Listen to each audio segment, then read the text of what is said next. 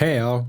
In this video I'm continuing to explore all the goodies that came within the 1.30 firmware update for the Line 6 Pod Go and Line 6 Pod Go wireless users, and I'm gonna be focusing on the new and improved ProCo RAT distortion. So as you know, we had the Vermin distortion before that, and that was the ProCo RAT. However, Line 6 said this. Turns out our Vermin distortion model was broken. Sorry. We were going to replace it completely, but a bunch of people already had the presets with the old version, and I understand that move from Line 6 that they did not remove the Vermin distortion completely.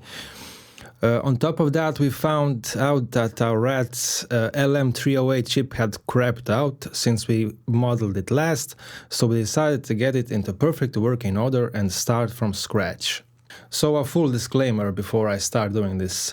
I've never owned a ProCo RAT, I never played through a ProCo RAT, but I know that a lot of guitarists like the ProCo RAT distortion and that they consider it legendary.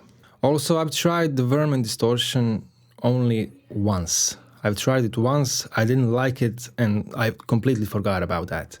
However, Line 6 said that they improved this distortion block, and this is nothing else but me testing the sound of this distortion unit. First, the signal chain is the same as it was in the previous 2 or 3 videos ever since the firmware update came out. We have the Mandarin rocker amp dialed in fairly clean. I have the matching cabinet with the 57, I have lowered the distance and dialed in some early reflections, and finally we have the room reverb here. So this is the sound of the Mandarin rocker on its own without ProCo RAT.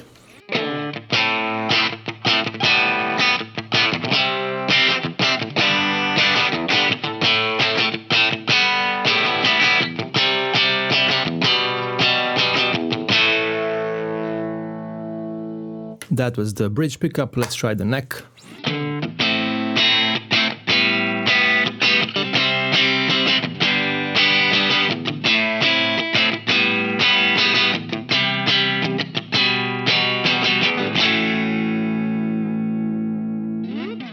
Okay, now let's load the Ratatouille distortion or the ProCo RAT. So immediately I hear that the noise level is significantly higher here, so without continuing any further, I'm gonna dial in some fairly gentle gate setting. So let's try the same riff with the default setting from the ProCo RAT.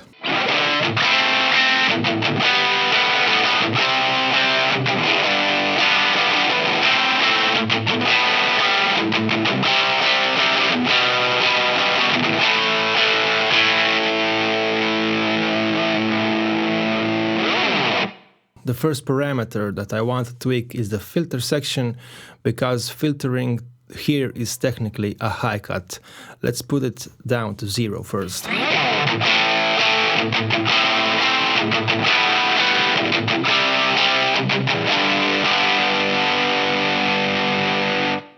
Now I'm gonna max out this value and see what happens.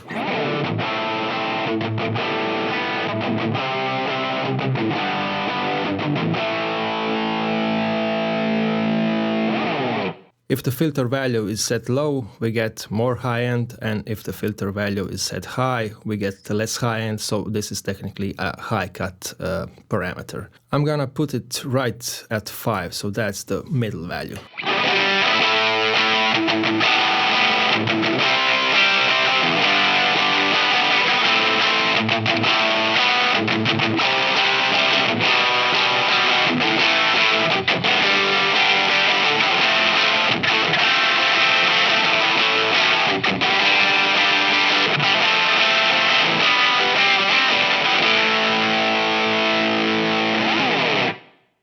So I'm gonna increase the threshold of the gate just a bit, because this is a bit noisy. And I'm gonna dial back some of the gain we have on the ProCo RAT, and I'm gonna increase the high cut just a bit to get a slightly fatter tone.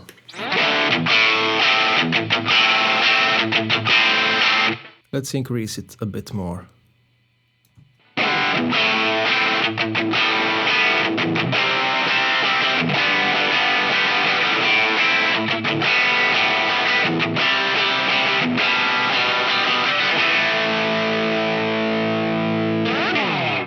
Okay, now I'm gonna decrease the gain and I'm gonna up the level just a bit.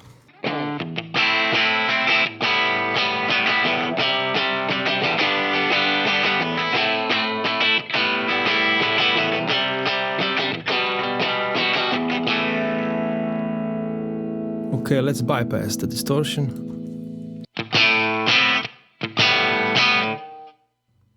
Back in. So I'm gonna bring up the gain up to 3.5, let's say.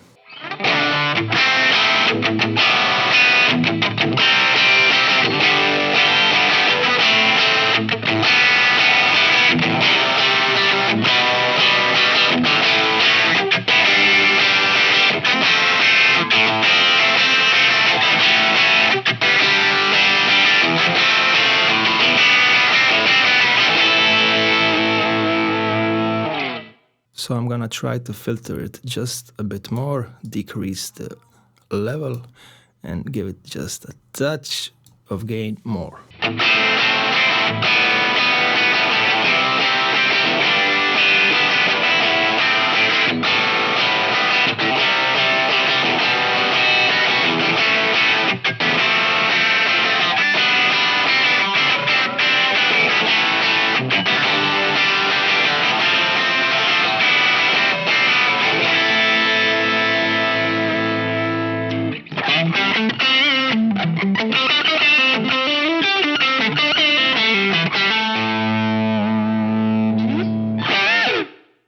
So what can I say about updated Ratatouille Distortion, which is the ProCo RAT?